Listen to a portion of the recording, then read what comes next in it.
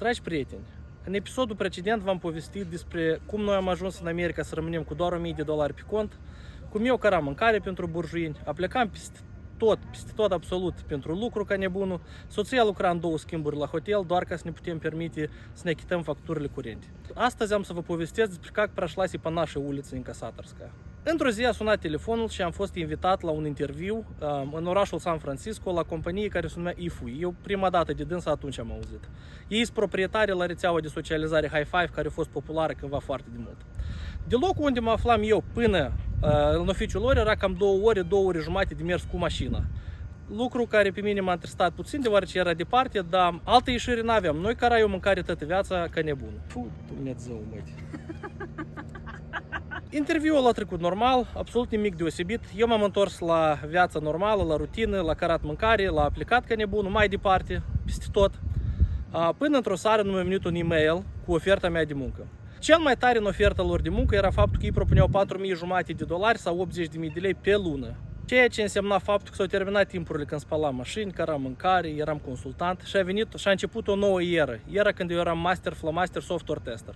Știți, mie nu venea a crede că asta într-adevăr se întâmplă cu mine, deoarece eu eram sigur 100% că toată viața am să lucrez cu $15 la oră spălând mașini. Eu eram așa de bucuros că am primit această ofertă că în primele zile îmi părea că nici nu mai ating de pământ când merg.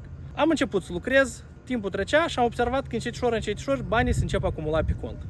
Dacă să fiu sincer, nu am putut rezista și m-am dus la magazinul de electronice Best Buy și mi-am cumpărat un MacBook Pro, unul la care visam de foarte mult timp, de $2.500.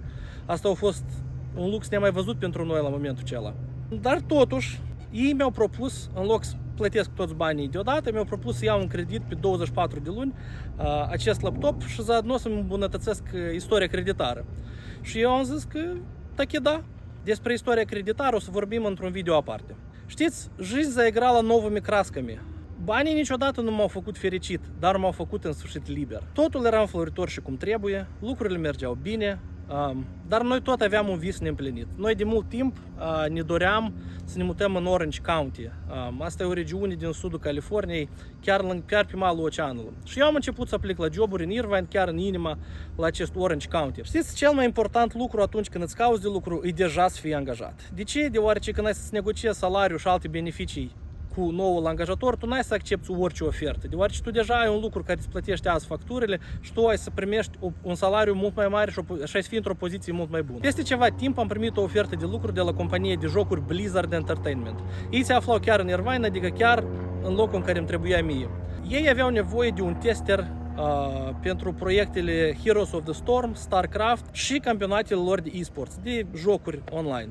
Adică eu testam paginile eroilor care încă nu au ieșit înainte de lansarea lor. Un mic caveat era faptul că la Blizzard era un contract doar de 6 luni. Ce înseamnă asta? Asta înseamnă că după 6 luni eu ar trebui să-mi caut de lucru, dacă ei nu mi extindeau contractul.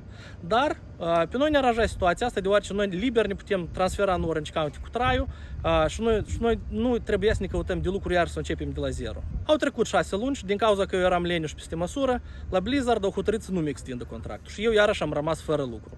În perioada aceea, știți, de lucru, dacă îți pierdeai acum de lucru, peste 15 minute îți găseai în altă parte de lucru. Așa și a fost. În 2 sau 3 zile am primit un nou contract de angajare la Amazon pe 6 luni cu posibilitate de extindere, dar de data asta ei plăteau mult mai bine. Ei plăteau aproximativ $5.200 sau $93.000 de lei pe lună. Trebuia să testez o tehnologie nouă pe atunci, magazinele fără casieri. Adică tu intrai în magazin, îți luai ce trebuia, îți puneai în rucsac și ieșai fără să plătești. Pe urmă, magazinul prin e-mail îți trimitea factura. Clar lucru că tehnologia dată atunci era încă în etapa de dezvoltare, nu prea puteam povesti la alții cu ce eu mă ocup. Plus, eu am semnat un contract care se numește NDA, Non-Disclosure Agreement, în care scrie că dacă eu am să povestesc cuiva despre ce fac eu acolo sau am să vând tehnologiile cu care operez, eu o să primesc o amendă de $2 milioane. Între timp, eu tot mai aplicam, a вдруг a chicat ceva mai bun. Și știți, peste vreo 5 luni de zile au chicat. M-au sunat de la Kia Motors America, asta e producătorul de mașini. Ei aveau nevoie de un tester de produse telematice. Adică eu testam aplicația de pe telefon, care răspunde de faptul că să zăvodești mașina, să afli unde e mașina, câte benzină mai ai și stricat și așa mai departe. Acolo salariul era deja mai serios. $7.500 sau $135.000 de lei pe lună. Ce mi-a plăcut cel mai tare la cheie era faptul că tu aveai un grafic flexibil de lucru. Adică tu trebuia să fii în oficiu doar în orele când erau meeting-urile, ședințele, de la 11 până la 3. În rest testează când vrei și cât vrei. Important e lucru să fie calitativ, la timp și făcut bine. Între timp am aflat că soția era gravidă și deja nu mai puteam sări de la un lucru la lucru și trebuia să luăm ceva mai stabil. Și eu iarăși am început a aplica online la diferite poziții. Atunci am găsit de lucru la o companie care se numește Senegens, care se ocupa cu produse cosmetice, un fel de Oriflame. Ei aveau două aplicații pe care eu trebuia să le testez. Erau paginile lor web cu produsele care urmează să fie anunțate și un fel de lichный cabinet pentru distribuitori. Acolo deja salariul meu a crescut până la $8.500 sau 150.000 de lei pe lună. Plus, angajatorul plătea o mare parte din asigurarea mea medicală privată și îmi dădea 2 săptămâni de concediu, lucru care la contracte nu era. Nici ne predvișea la bedi, până într-o zi nu am primit un apel telefonic din Belarus de la un recruiter de la compania EPAM. EPAM era o companie care prestează servicii de consultanță pentru compania americană Google.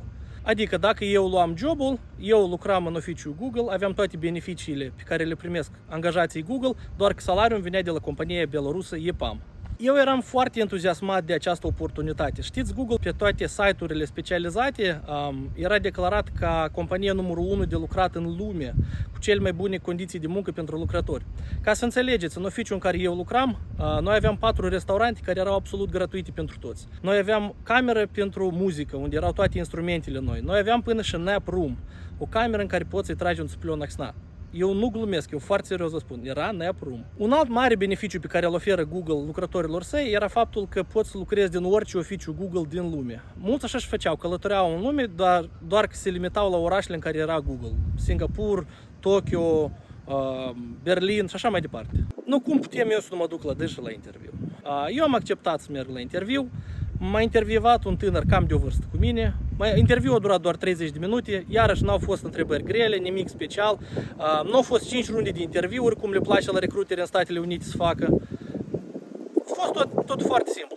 Și, dacă sincer, până în seară deja aveam oferta de muncă în mână. Mie nu venea a crede fericirii mele. Eu, un emigrant, nu cel mai strălucit candidat, cu accent, care numai și eu s-o dat jos de pilot, că am luat un job la Google. Din păcate nu vă pot spune câți bani făceam acolo, deoarece nu a trecut destul timp de la momentul de când eu am plecat de la Google ca să vă pot dezvălui aceste detalii. La prima ședință am făcut cunoștință cu echipa care era formată din oameni din toate colțurile lumii, dar să știți că o bună parte din lucrători, din angajați, din colegii mei erau toți din spațiul post-sovietic. Lucru care pe mine m-a impresionat enorm. Între timp s-a întâmplat COVID-ul. Pe noi ne-au transferat să lucrăm de acasă și bye-bye restaurante, năprum și multe alte beneficii. Între timp, ca orice moldovean veritabil, am hotărât să-mi cumpăr casă. Eu vroiam ca fetița mea să aibă parte de un backyard, unde poate să alerge, să strige, să țipe, să facă ce vrea ea. Backyard asta e un fel de zadnidvor. Iar al doilea criteriu obligator la casă era faptul că trebuia să aibă numai decât beci. Dacă noi lucram de pe internet, eu puteam liber să lucrez în orice colț al Statelor Unite. În același timp, eu aveam un prieten care nu cu mult înaintea mea s-a mutat în orașul Castle Rock, în statul Colorado și și-a cumpărat o casă acolo. Și noi am hotărât să mergem pe urmele lui. O casă nouă, la momentul acela, costa în jur de $600.000. Asta e o casă de 200 și o leacă de metri pătrați. Din cauza că noi eram cumpărători care prima dată cumpără casă, noi ne-am calificat la un program care îți dă voie să pui prima rată de doar 3%. Ceea ce noi și-am făcut. Banca ne-a aprobat creditul sub 3,5% anuale pe 30 de ani de zile. Procentul era destul de înalt, deoarece am prietenul meu care și-a cumpărat casă mai devreme, el a luat cu 2,2% anual, ceea ce era o diferență mare. Noi am achitat prima rată și compania de construcție a început să ne ridice casa. Ei ne-au promis că casa o să fie gata în luna decembrie, dar din cauza faptului că era deficit de materiale de construcție pe piață la momentul acela, nou cheile ne le-au dat tocmai în februarie. Pentru a câta oară noi iarăși ne-am luat valiza, hulubii și ne-am mutat.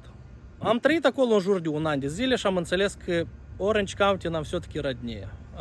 Noi repejor am găsit un realtor care să ne vândă casa. În Statele Unite, vânzătorul, anume partea care vinde casa, trebuie să achite taxele cam 3% pentru realtorul vânzătorului și încă 3% pentru realtorul cumpărătorului. Ceea ce s-ar primi cam câte $18.000 la fiecare din realtori. În total $36.000. Bine că toate aceste sume trebuie să le achiți doar după ce s-a vândut casa. În caz că casa nu se vinde, tu nu achiți la nimeni nimic.